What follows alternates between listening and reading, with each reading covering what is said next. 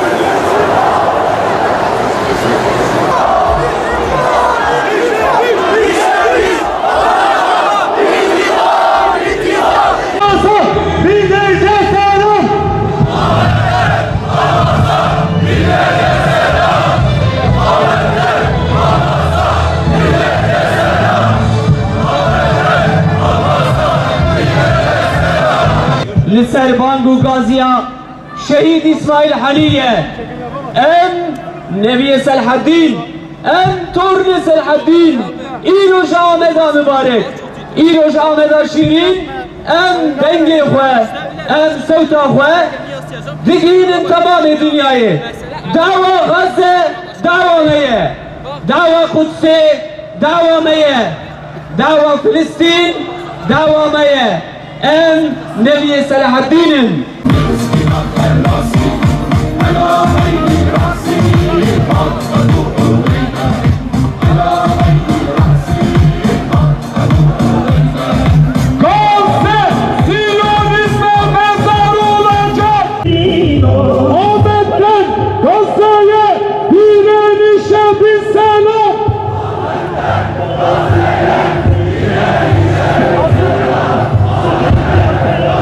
takip etmeye devam ediyoruz. Önder İsmail!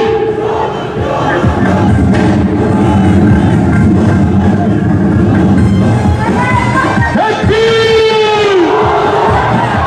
Tekbir! Tekbir! Müsaadenizle yürüyen Allah'a bir zahmet birlerinde beklesinler. Allah'a siz yürümeyin. Hepimiz kurtulsun askerlerimiz!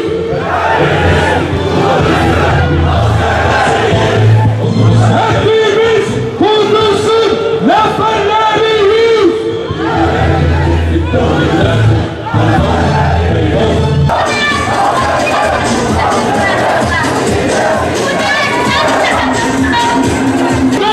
İsmail yolun yolumuz!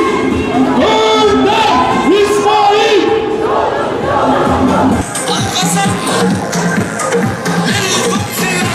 Şu saldırıda yürüyen Allah'a bir zahmet birlerinde beklesinler. Tarihler için yaşasın! Tarihler!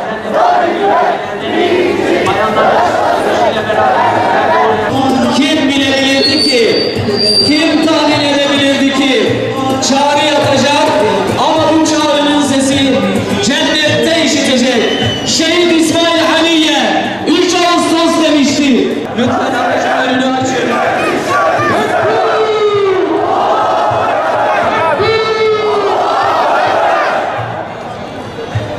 Tekbir! Tekbir! Allahu Ekber! Allahu Ekber! Allahu Ekber! La ilahe illallah! İsrail lanetullah! La ilahe illallah! Emri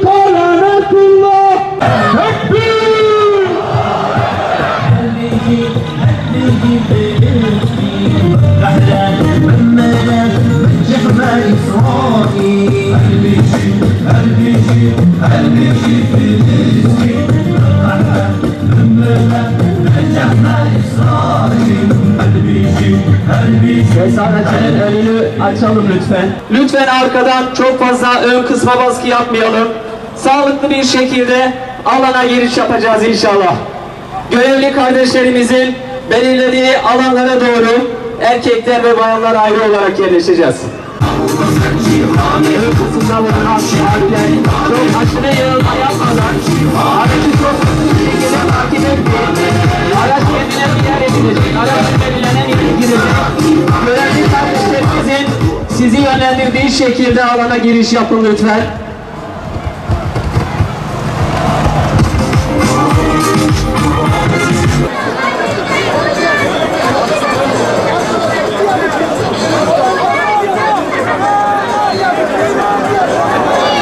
Ahmet'ten Gazze'ye direnişe bir selam.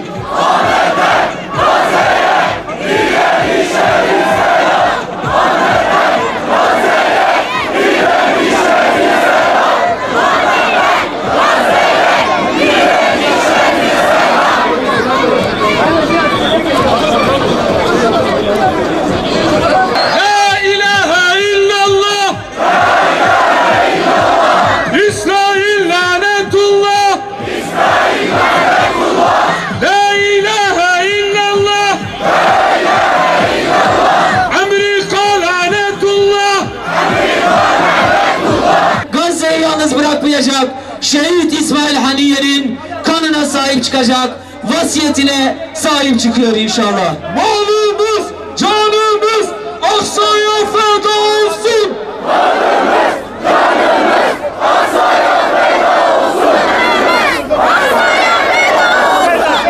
Şehit İsmail Haniye.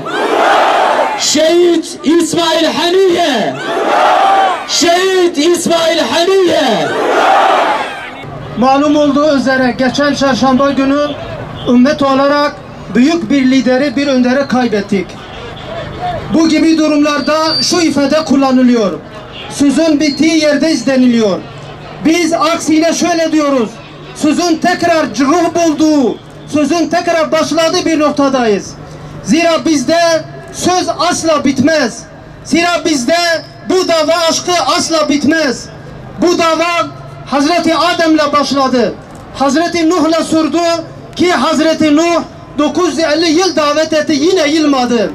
Hazreti İbrahim'le devam etti ve İsmail'i kurban kültürü Hazreti İbrahim'le başladı. Evet, Hazreti İbrahim İsmail'ini kurban etti. Bugün ümmet olarak biz de İsmail'imizi kurban ettik. Aksa tufanı 7 Ekim bambaşka bir yol açtı bize. Artık tarih 7 Ekim öncesi ve sonrası diye yazılacak. Aksa tufanı bize öyle şeyler gösterdir ki hala mucize olarak orada yaşanmaktadır. Bakın düşünün, bir avuç Müslüman 10 aydır kıt imkanlarla rağmen dünyanın en süper güçlerine karşı direnmektedir. Sadece İsrail'e karşı değil, ABD, Avrupa ve bütün İslam düşmanlarına karşı ayakta durmaktadır. Bu mucize değilse peki bu nedir? Aksa tufanı bizim önümüze 2 yol koydu. Ya şehadet ya zafer. Artık bunun ötesinde başka bir şey kalmadı. Ve yine Aksa tufanı bize Batı medeniyetinin o kirli yüzü bize gösterdi. Ki Ali İzzet Baboki şöyle diyordu. Ey evlat, bunlar asla medeni olmamıştır. Düşünebiliyor musunuz? Dünya tarihinde hiçbir medeniyet çocuklarının kalbi üzerine ittifak etmemiştir. Hiçbir medeniyet katil bir canlıya akıllaşmamıştır. Ama Batı medeniyeti maalesef çocuklarının katli üzerine ittifak etti. Ve binlerce masumun katili kendi meclislerinde kabul etti. Onun için bizler Müslümanlara düşen, STK'lara düşen, cemaatlere düşen, siyasi partilere düşen, muhafazakarlara düşen oturmamız gerekir. Kısa vade, orta vade ve uzun vade planlar yapmamız gerekiyor. Çünkü artık bu ateşin durması mümkün değildir. Buradaki savaş sadece Gazze'den ibaret değildir. Gazze düşerse her taraf düşer. Artık sadece Filistin'e yapılan bir mücadele değildir. Onun için bütün Müslümanlar, bütün bu tefrikaları, farklılıklarını bir kenara bırakıp tek bir hedefe odaklanmaları gerekiyor. Burada yönetimimize 2 noktaya işaret etmek istiyorum. 1. Şu an meclise bulunan çifte vatandaşlık yasası hemen çıkarılsın. Ve özellikle Türk vatandaşı olan bu katiller yargılansın. İkincisi, direnişin temsilcisi Mahmut Abbas değildir. Ve asla olamaz. Eğer birileri meclise çağrılacaksa bu sadece bir liderdir. O da Halit Meşal'dir. Halit Meşal'in dışında hiçbir insanı biz tanımıyoruz ve tanımayacağız. İslam ümmetinin onuru, aziz şehidimizin şehadetini bir kez daha tebrik ediyoruz.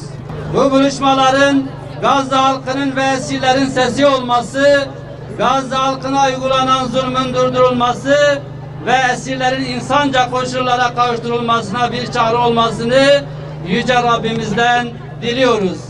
Bismillahirrahmanirrahim. Hem size ne oldu ki Allah yolunda ve çaresiz bırakılan erkekler, kadınlar ve çocukları uğrunda onun rızası için savaşmıyorsunuz?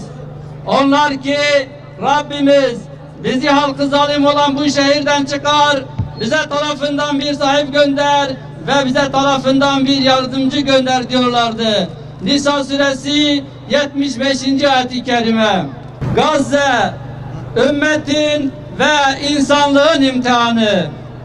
Gazze ve bütün Filistin'de insanlık tarihinin en büyük dramlarından biri yaşanıyor.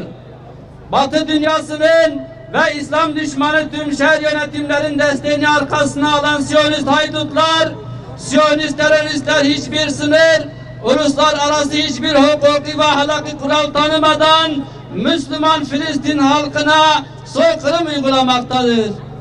Kadın, çocuk, genç, yaşlı, hasta sivil demeden Filistin halkını vahşice katletmekte, onları açlığa mahkum etmektedirler. 10 aydır Müslüman Filistin halkı için, Gazze halkı için güvenli hiçbir yer kalmamıştır. Çoğu kadın ve çocuk olmak üzere şehitlerimizin sayısı 100.000'e dayanmış durumdadır. Binlerce kayıp ve yüz binlerce yaralı var. Yüz binlercesi ise dünyanın en büyük hapishanesinde korkunç bir muhasara altında aç ve susuz, başlarını sokacakları bir evleri olmadan, tedaviden mahrum, bulaşıcı hastalıklarla boğuşarak hayatta kalma mücadelesi vermektedirler.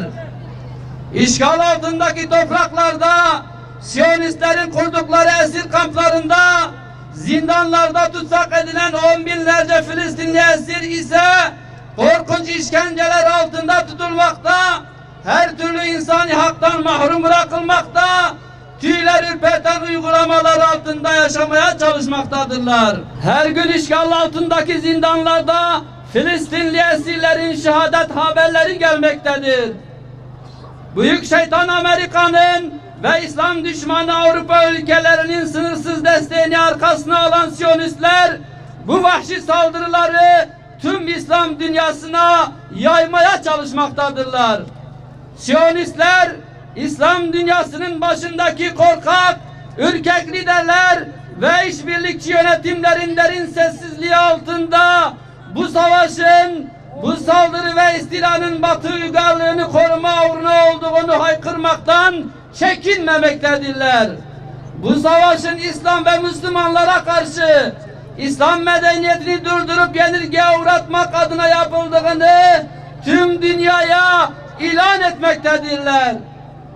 Siyonist rejimin başbakanı Netanyahu, Amerikan senatosunda tüm dünyanın canlı izlediği ve senatodaki tüm senatörlerin, milletvekillerinin onlarca defa deliler gibi alkışladığı konuşmasında biz İsrail Batı dünyasının ileri cephesiyiz.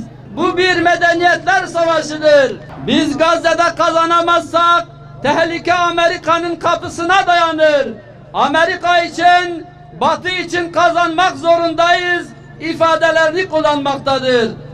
Amerika, İngiltere, Fransa ve bütün Batı dünyası, dünyadaki bütün İslam düşmanı rejimler Siyonistlerin bu korkunç soykırımını tereddütsüz desteklemekte, savaş gemileriyle, uçak filolarıyla Siyonistlere fiili destek vermekte, onlar da savaşa katılmaktadırlar.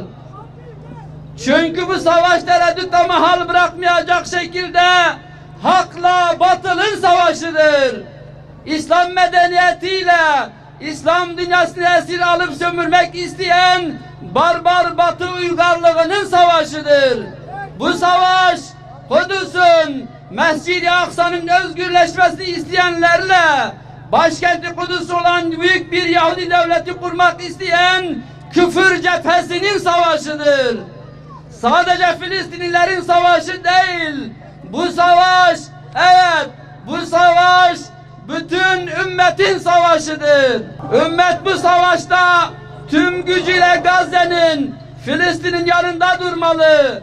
Kudüs davası etrafında birleşmeli. İslam dünyasını istila etmek isteyen Amerika ve Avrupa'ya dur demelidir. Müslümanlar Gazze'de kazanmak zorundadırlar. Müslümanlar Siyonistleri yenilgiye uğratmak zorundadırlar. Eğer Siyonistler Filistin'de, Gazze'de kazanırlarsa Allah muhafaza İslam dünyasının hiçbir coğrafyası güvende olamaz. Sıra İslam dünyasının diğer topraklarına gelmeden bu vahşi soykırım kapımıza dayanıp çocuk ve kadınlarımız topluca katledilmeden şehirlerimiz Amerika'nın ve müttefiklerinin füzeleri altında harabeye dönmeden Müslüman Filistin halkının yardımına koşmalıyız. Onların imdadına lebbek demeli, canımız ve mallarımızla bu mukaddes direnişin saflarına katılmalıyız. Kürdü, Türkü ve Arabiyle hangi milletten olursa olsun tüm dünya halklarını Filistin davasına sahip çıkmaya, Filistin davası için bedel ödemeyi göze almaya ve fedakarlık yapmaya çağırıyoruz. Gazze özgürleşinceye kadar Siyonistler zelil bir şekilde yenilgiyi kabul edip vahşet ve katliamlarına son verinceye kadar Siyonistlerin zindanlarındaki esir kardeşlerimiz evlerine dönünceye kadar tek gündemimiz Gazze olsun. Her gün meydanlarda olalım. Her türlü imkanı kullanarak yöneticilerimiz üzerinde baskı kurarak Gazze ve Filistin için onları harekete geçmeye çalışalım. Canımızla, malımızla, dilimizle ve duamızla Filistinli kardeşlerimizin direnişine destek olalım ve güç verelim. Tüm gücümüzle İslam ümmetinin en azgın düşmanları olan Siyonistlere, onların destekçilerine, sahip oldukları firmalara, o firmaların ürünlerine yerli ve yabancı olduklarına bakmadan ambargo uygulayalım. Onları ekonomik olarak çökertmeye çalışalım. Paramızla Siyonistlerin soykırımına Allah rızası için ortak olmayalım. Bu meydanlardan tüm dünyaya haykırıyoruz. Asla ve asla Müslüman Filistin halkını terk etmeyeceğiz. Gazze özgürleşinceye kadar, direniş kazanıncaya kadar meydanları boş bırakmayacak. Kardeşlerimizin feryatlarını tüm dünyaya duyurmaya, acılarına ortak olmaya çalışacağız. Ne pahasına olursa olsun, bedeli ne olursa olsun, Siyonistlerin ve onların yerli işbirlikçilerinin saldırılarına, linç kampanyalarını aldırmadan Kudüs davasını omuzlayacak, bu mukaddes davaya canımızla, malımızla ve imkan bulduğumuz her şeyle sahip çıkacağız inşallah. Diyarbakır, Selahaddin Eyyubi'nin torunları burada ve tekrar ediyoruz. Canımız! Canımız! Kanımız! Kanımız! Malımız! Malımız! Evladımız! Evladımız! Her şeyimiz! Her şeyimiz! Aksa'ya feda olsun! Aksa'ya feda olsun! Kudüs'e feda olsun! Kudüs'e feda olsun!